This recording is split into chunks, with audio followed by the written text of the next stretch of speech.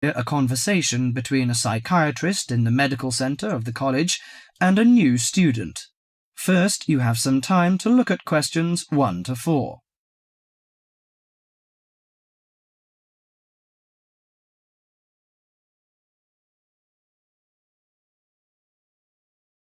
Now listen carefully to the conversation and answer questions 1 to 4. Hello, sit down, please. Thank you.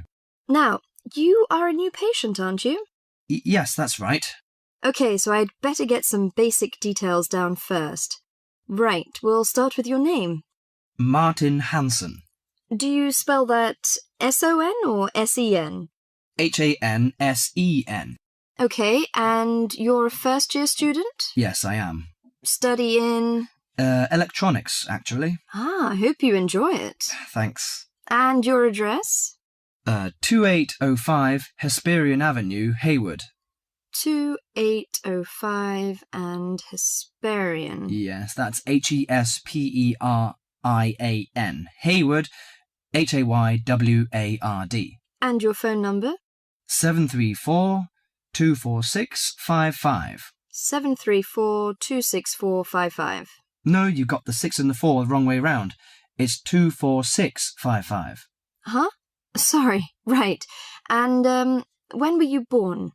The 15th of June, 1986. Here in New Zealand? No, I was born in Sydney.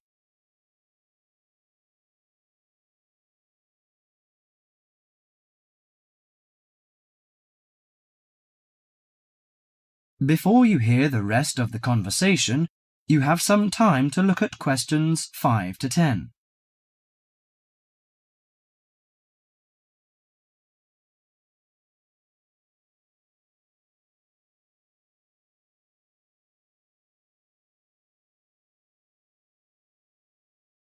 Now listen to the conversation and answer questions 5 to 10. Good. So, what's your problem? Well, frankly, I wonder whether it is a problem. I get the blues, and it lasts for quite a while. I don't know how to... Yes, we all feel sad or get the blues now and again. Generally, our sadness lessens in time, and with the support of friends. However, if the depression leads to difficulty in thinking and greatly disrupts your daily routine, it can be evidence of a psychiatric problem. What do you feel exactly? I always feel sad and worthless. I find it hard to fall asleep and wake up early in the morning. How long has it lasted? Nearly half a month. Do you feel fatigue or loss of energy? Or you may have lost interest or pleasure in usual activities? Yes, sometimes.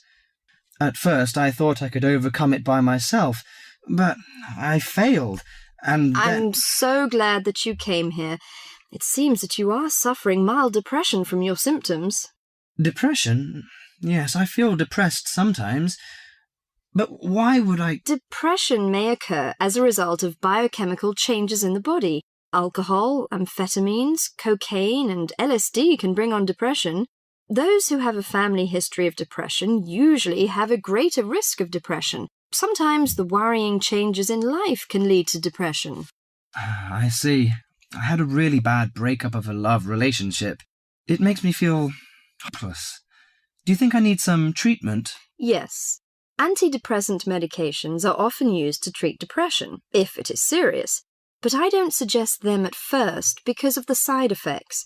I suggest psychotherapy, which can give you support and help you regain control.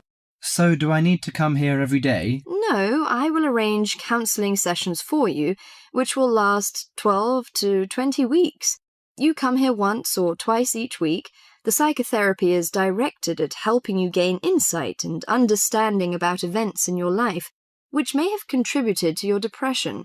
With growing insight, you can often learn more effective ways of coping with your feelings and changing your behaviour. What can I do to take care of myself? Well, at first you should do some physical exercises on a regular basis, at least 3 times a week. How is your food? Do you eat well? Yes, I think so. I eat at my homestay family. Good. Find a hobby or a positive recreational activity to participate in once or twice a week. I know it's difficult for you, though.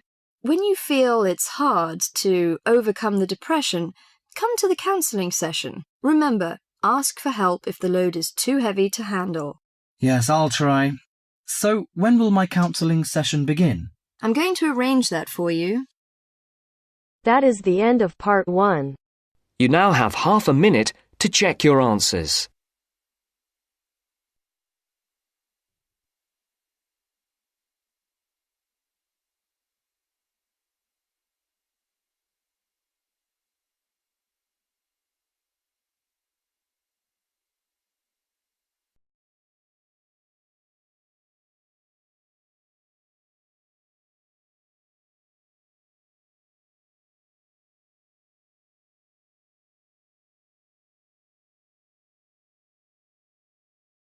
Now turns to part 2. Part 2. You are going to hear a conversation between a student and a driving instructor. First, look at questions 11 to 14.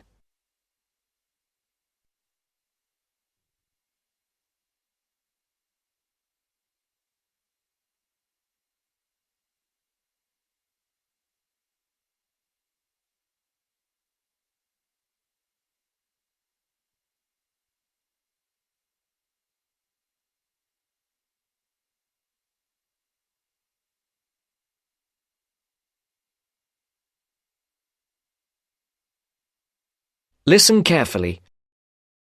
Hello, I'm going to be your driving instructor today. Are you ready to begin? Hi, hope you don't mind. It's my first time driving a car. Of course not. That's my job. I teach people like you how to become a safe and responsible driver. So let's begin. Remember, the most important rule of driving: safety first. There are some steps to follow. First, you should put on your seatbelt. You should always remember to do that. In case of an accident or emergency, having a seatbelt on is of utmost importance. Okay, I have my seatbelt on. Now what should I do? Start the car. Good. Now make sure that the steering wheel is in the proper position and that your seat is not too far or not too close to the pedals. I'm all ready to go. Should I shift into first gear? Don't forget to put the parking brake down. You don't want to drive with that up. Oh yeah, I almost forgot. If I have the parking brake on, I won't be able to accelerate. Yes, that's right. Now put the car in reverse and slowly back out of the parking space. Good. Put the car in first gear. When should I shift? Is it better to shift slowly or quickly? You can shift whenever you feel is appropriate. This means shifting should occur smoothly. Do not shift too slowly or you will stall. Shifting too fast will waste gas. Shifting is simple. Just remember to shift smoothly. To shift, you will have to push the clutch and then push the gas pedal. Before the broadcast continues, look at questions 15 to 20.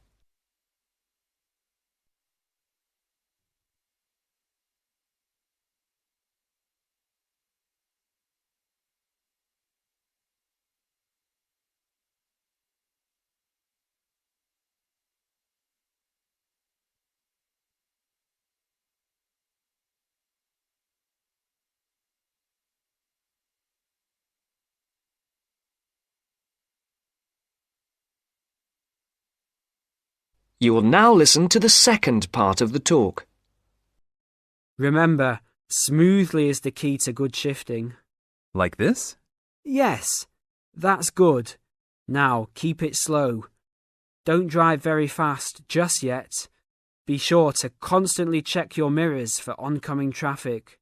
Always be aware of everything that is around you, including 3 important things. Remember these 3: people crossing the streets, other cars, and bicycles riding next to you. What should I do if I see a yellow light? Well, it's always better to brake instead of trying to run it. But if you're travelling at a speed where it's impossible to stop in time, then you should try to make it across the intersection.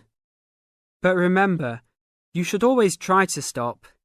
It's the safest way to avoid an accident. Even if I have to brake very suddenly?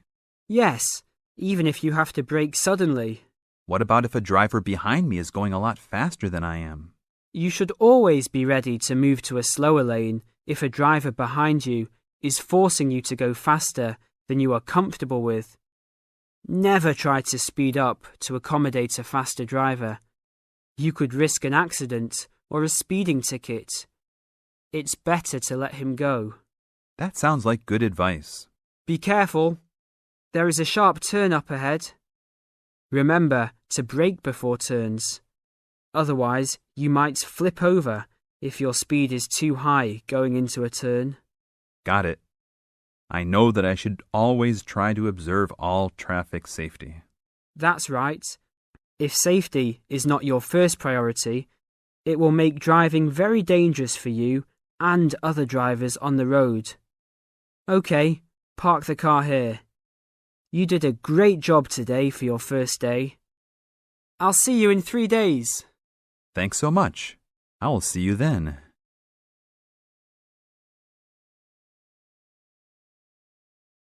That is the end of part 2. You now have half a minute to check your answers.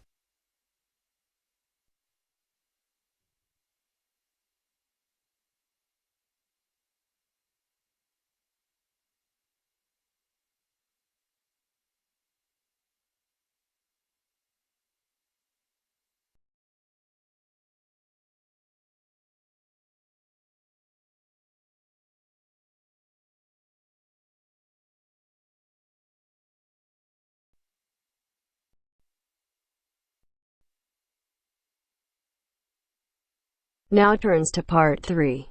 Part 3. You will now hear a radio talk on agricultural regulations. First, you have some time to look at questions 21 to 25.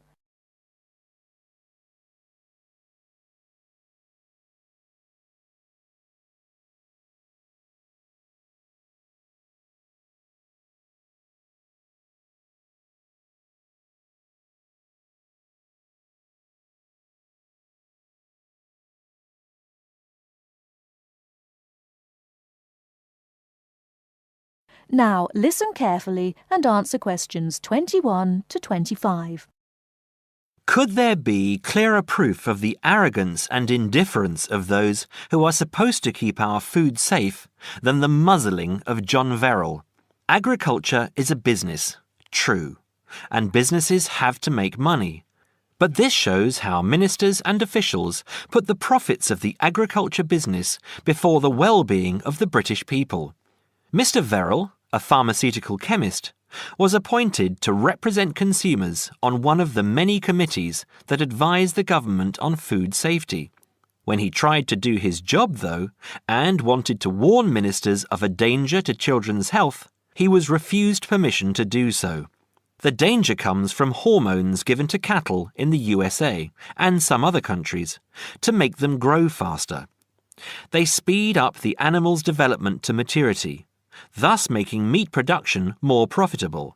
There have, however, long been fears that the hormones have horrendous effects on the people who eat them, causing diseases as serious as cancer. Once these hormones were used on British cattle too, but over 20 years ago they were banned in Europe for being too dangerous.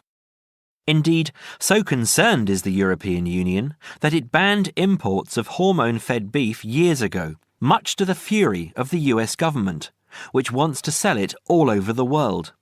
Several years ago, the USA and Canada asked the World Trade Organization to declare the ban illegal and to punish Europe for failing to lift it. The WTO, with its long record of refusing to let environmental or safety concerns interfere with trade, agreed, imposing fines of more than $120 million a year on the EU for its refusal to back down. The British government now backs the Americans, claiming that there is no proof that hormone-fed beef does any harm. This is where Mr. Verrill comes in. He is very angry with the government, especially as their claim comes out just after a Danish study shows that growth hormones are 200 times more dangerous than was previously thought. Worried by these findings, Mr. Verrill spoke to government representatives, who did nothing. Before you hear the rest of the talk, you have some time to look at questions 26 to 30.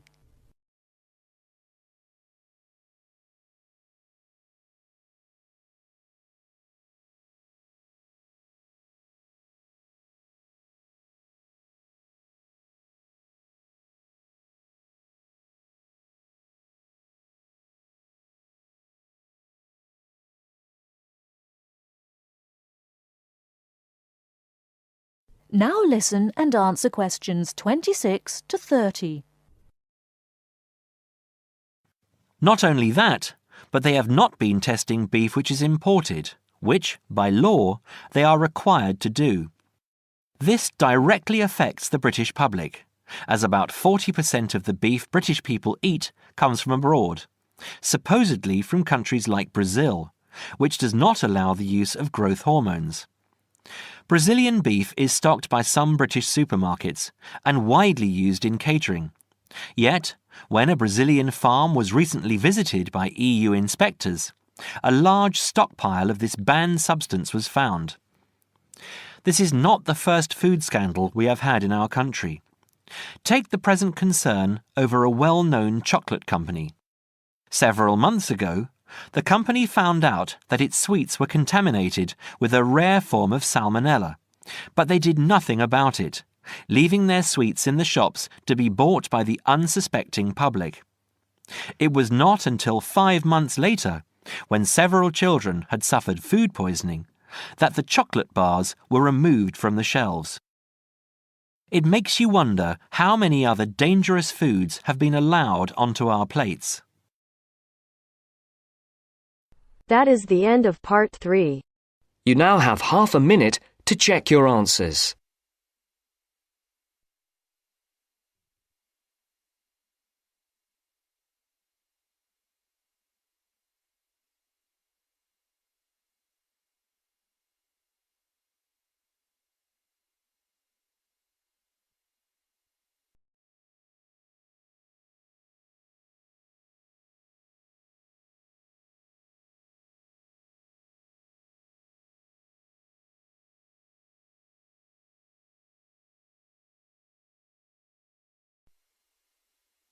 Now turns to part 4.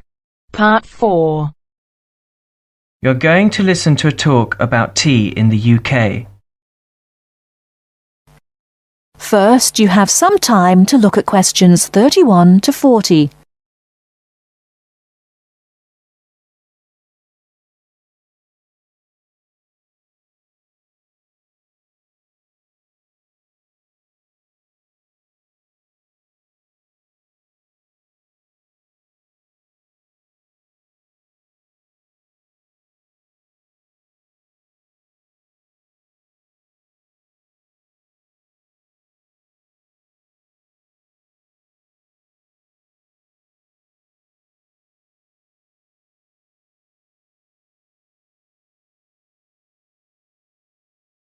Now listen carefully and answer questions 31 to 40.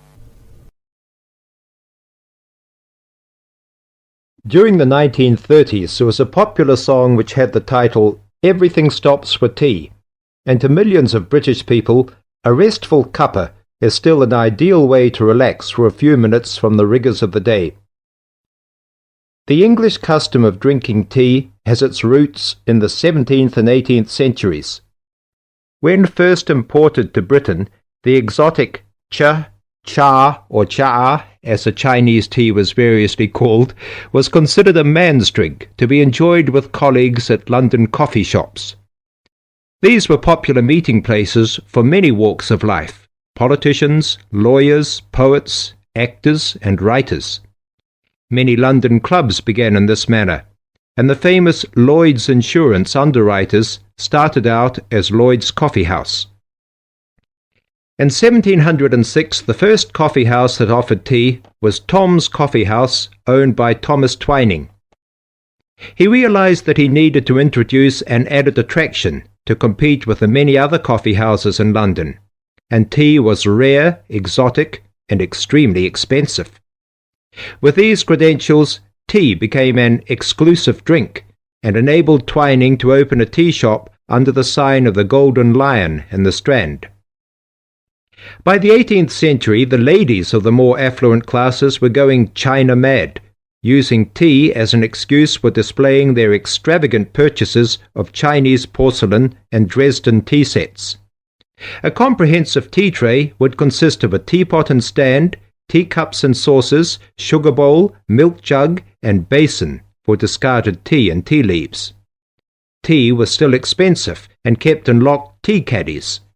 Skilled craftsmen fashioned caddies of carved inlaid woods fitted with crystal and precious metals. To ensure the servants weren't tempted by this priceless commodity, the caddy was kept locked, and only the mistress of the house held the key and prepared tea when guests came to visit. No well-brought-up young Englishwoman could consider herself socially acceptable unless she knew how to brew a proper cup of tea. As the 18th century progressed, changes in commerce and working hours resulted in the main meal of the day being taken much later in the evening. The prospect of lasting from breakfast until evening did not appeal to the Duchess of Bedford, who is usually credited with being the first to alleviate late afternoon hunger pangs by introducing a small 4 o'clock meal served with tea. With time, the light, wafer-thin toast or delicate white bread gave way to exotic fillings like tomato and egg, cucumber, chicken, or potted shrimps, followed by buttered scones, crumpets, or elegant pastries. The popularity of tea continued to spread, but it was not until 1839 that the first shipment of Assam Indian tea was landed in Britain. A healthy trade with India was soon established, and tea clippers, like the Cutty Sark, now a museum in a dry dock at Greenwich, were reaching the peak of their sailing days. In 1879, the first limited shipments of Ceylon tea began to arrive, and by 1880 this had been firmly established alongside Indian and China teas, giving the broad range of teas that are available today. There have been few changes in 3 centuries of tea trading. London is still the centre, and indeed Twining still has a shop on the site of the original Tom's Coffee House at 216 The Strand. The name Twining has been linked with tea for over 280 years.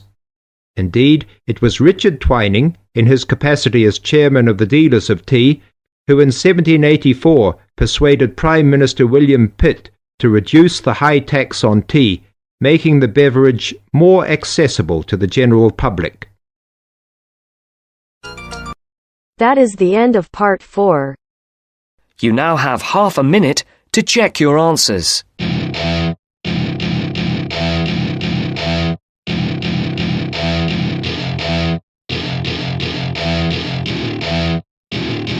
Welcome to my party, we're just getting started. A life is a dream or a nightmare scarring. Hand me a drink cause I think I'm going all in. Get me a shrink who can catch me when I'm falling. Cover up my scars, flip the handlebars, crashing in my car, wake up in a bar. I'll be a superstar, just on my avatar. This world is so bizarre, empty out the reservoir.